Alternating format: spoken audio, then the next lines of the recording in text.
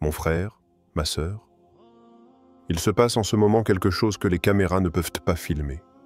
Derrière les murs du Conseil de sécurité, les nations s'affrontent par la parole, mais dans le silence des mosquées, des voix s'élèvent. Des mains tremblantes se lèvent vers le ciel, invoquant l'imam Mahdi, non pas comme une légende, mais comme un espoir vivant, un rappel que le pouvoir d'Allah dépasse celui des trônes et des frontières. Et si, au cœur de la crise mondiale, c'était l'invocation d'un seul cœur sincère qui pouvait changer le destin d'un peuple, aujourd'hui, nous allons plonger dans cette réalité invisible, celle où la prière déplace les montagnes et où le destin de l'Algérie pourrait bien être réécrit par la foi de ses enfants. Le tumulte du conseil et l'appel du cœur. La salle est froide, les murs couverts de drapeaux.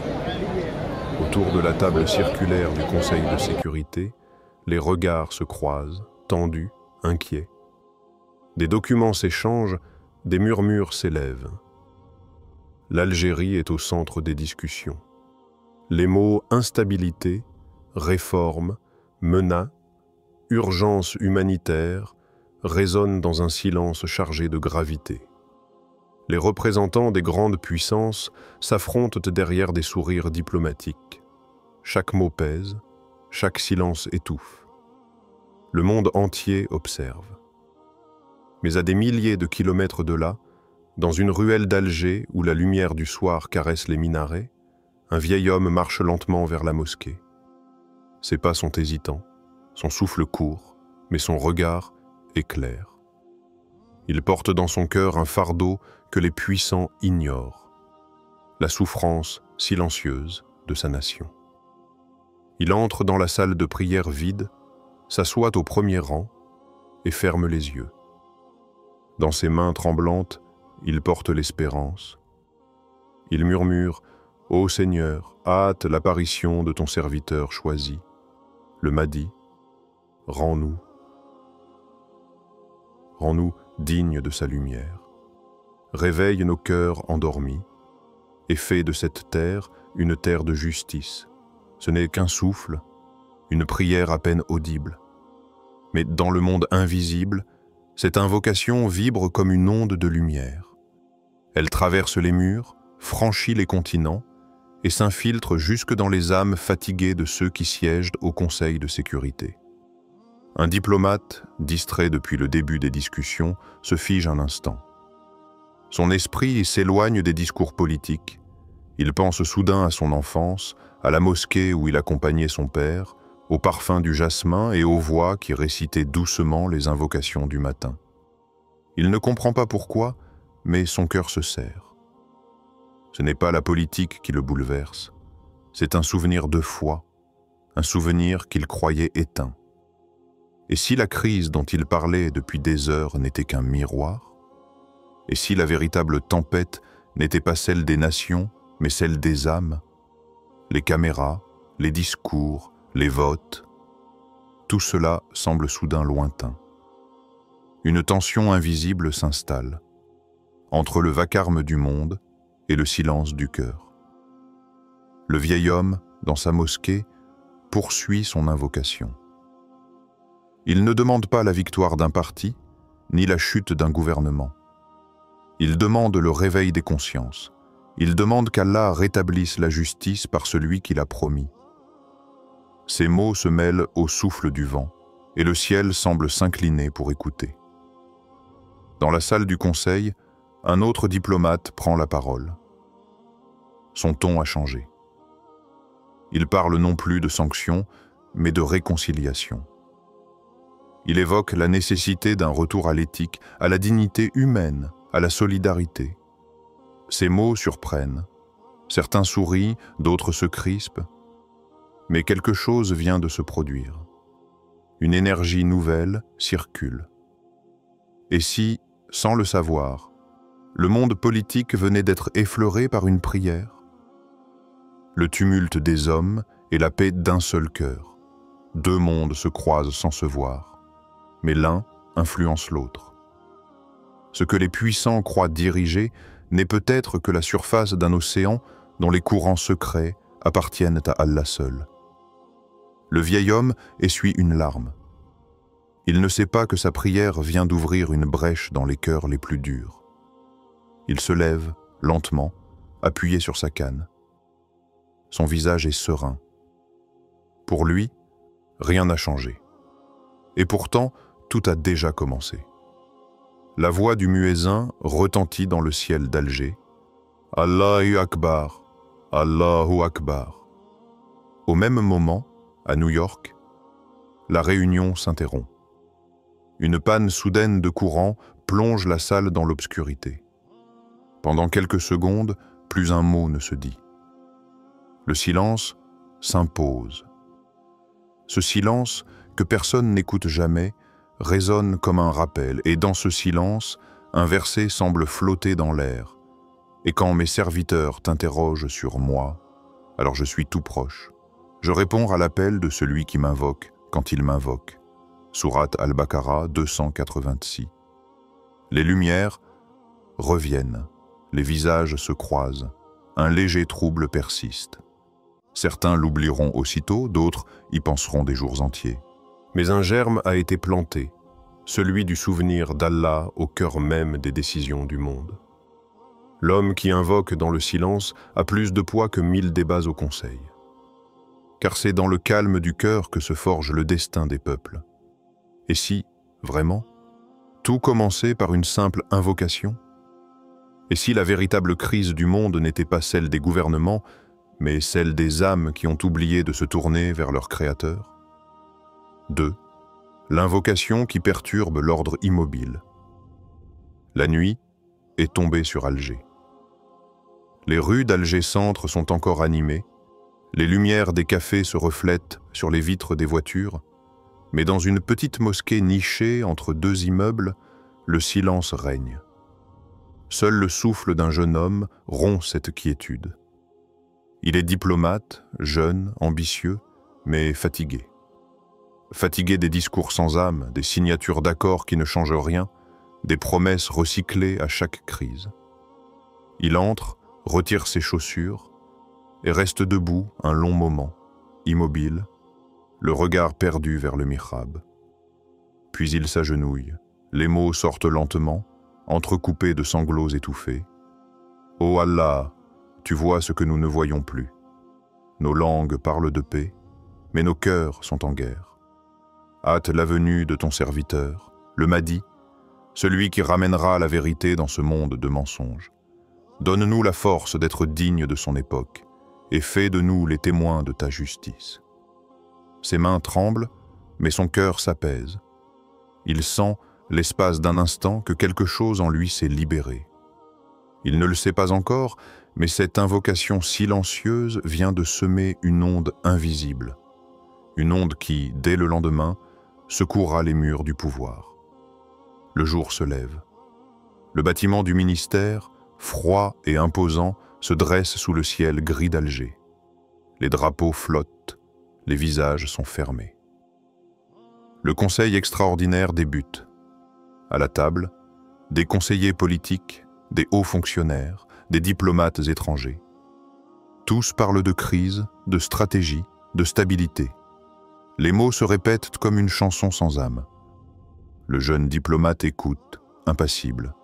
Puis, soudainement, il se penche vers le micro et prend la parole. « Messieurs, pardonnez-moi, mais nous parlons ici d'une crise politique alors que c'est notre âme, en vérité, qui est malade. Ce que traverse notre pays n'est pas une défaillance de gouvernance, mais une carence spirituelle. Nous avons oublié Allah et nous avons perdu le sens de la justice. » Un silence lourd tombe. Certains ricanent, d'autres baissent les yeux. Un supérieur, visiblement agacé, tape du doigt sur la table. « Monsieur, nous sommes ici pour parler de solutions concrètes, pas de religion. » Mais le jeune homme ne recule pas. Son regard brûle d'une sincérité désarmante. Justement, qu'y a-t-il de plus concret que la vérité? Qu'y a-t-il de plus urgent que de retrouver la lumière de la foi dans nos décisions? Nous parlons de souveraineté, mais comment un peuple peut-il être souverain s'il a perdu son lien avec son Créateur? Nous cherchons la stabilité, Mais comment la stabilité peut-elle naître d'un cœur corrompu? Les mots résonnent, comme une gifle. Ce n'est plus un discours politique. C'est une confession, un cri du cœur dans une salle figée. Une conseillère, au fond, se met à pleurer discrètement. Un autre, jusqu'alors indifférent, fixe le vide, pensif. Le ministre tente de reprendre le contrôle, mais quelque chose s'est fissuré dans la pièce. Ce jeune homme vient de faire entrer dans cet espace aseptisé la présence du divin. Et dans ce silence tendu, le monde visible semble suspendu à l'invisible. Parce qu'au fond, chacun dans cette salle sait que ce qu'il dit est vrai. Ils ont construit des institutions, des budgets, des plans, mais oublié le souffle qui donne un sens à tout cela. La sincérité, la foi, la conscience. Le soir même, les journaux locaux mentionnent ce discours. Un diplomate appelle à un renouveau spirituel au sein de la gouvernance. Certains le traitent de rêveur, d'autres de visionnaire. Les réseaux sociaux s'enflamment, des jeunes reprennent ces paroles, les diffusent, les méditent. Et peu à peu, la question s'installe dans les esprits. Et si, réellement, la solution n'était pas dans les traités mais dans les cœurs? À la mosquée où il avait prié, le jeune diplomate revient. Il ne cherche ni gloire ni reconnaissance. Il se prosterne, les larmes aux yeux. Il dit simplement « Ya Allah, je n'ai rien fait. J'ai juste dit la vérité. Fais qu'elle touche les âmes. » Et dans le silence du lieu, il entend l'écho intérieur du verset. Ceux qui ont cru ont fait de bonnes œuvres et se sont recommandés mutuellement la vérité et la patience. Voilà les compagnons du droit chemin. Sourate Al-Asr 103.3. Ces mots s'ancrent dans son cœur comme une promesse, car la vérité, même lorsqu'elle dérange, finit toujours par éclore. Le lendemain, le ton du conseil a changé. On parle d'éthique, de responsabilité, de justice sociale. Les sourires sont moins forcés, les mots plus pesés. Ce n'est pas une révolution visible, mais une brèche s'est ouverte. Et dans cette brèche, une lumière s'infiltre. La même lumière née de l'invocation d'un cœur sincère. Le jeune diplomate ne se doute pas que son acte, apparemment minuscule, vient d'initier un mouvement invisible, celui du réveil intérieur d'une nation. Car lorsque la foi s'invite dans les lieux du pouvoir, les lois du monde tremblent. Et lorsque l'invocation franchit les murs du silence, c'est l'ordre immobile lui-même qui commence à vaciller. 3. Le réveil collectif, l'Algérie à l'aube d'un nouveau destin. Dans les ruelles calmes d'Alger, sous les lumières tremblantes des réverbères, un murmure s'élève. Ce n'est pas une manifestation, ce n'est pas une revendication politique, c'est une respiration collective, un souffle ancien revenu du fond des âmes.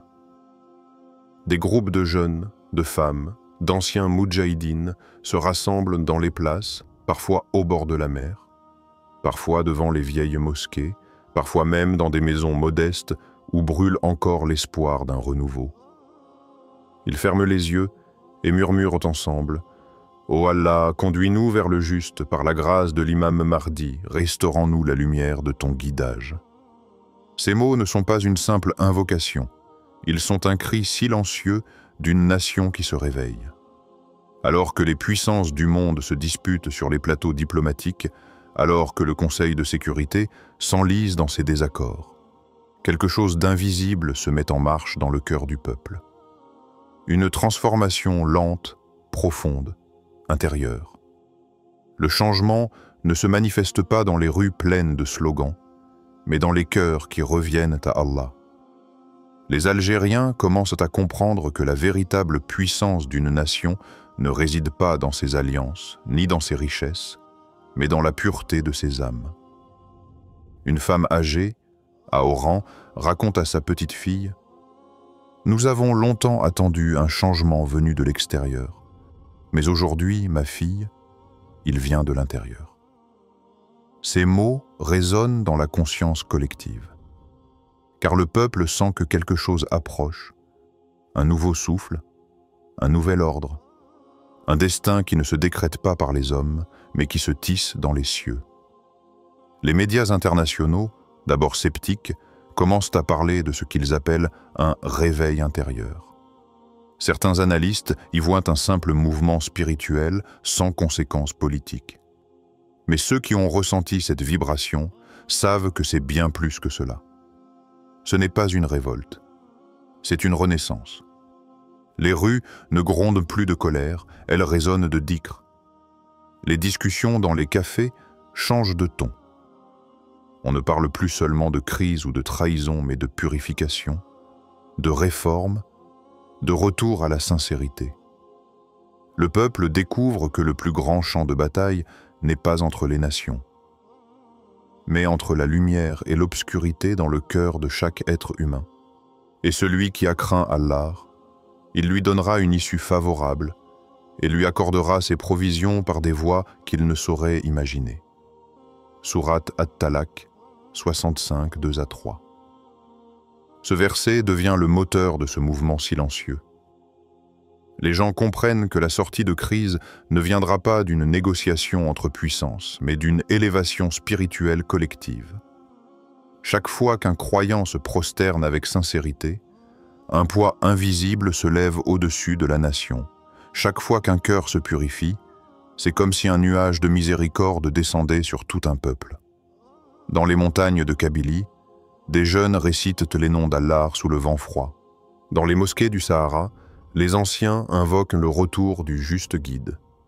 Et à Alger, à minuit, un groupe de croyants s'assoit en silence face à la mer, les mains levées vers le ciel. Ils ne demandent pas la victoire, ils demandent la guidance. Leur voix s'élève doucement. « Ô Allah, nous n'attendons pas un homme pour nous sauver, mais une lumière pour nous éveiller.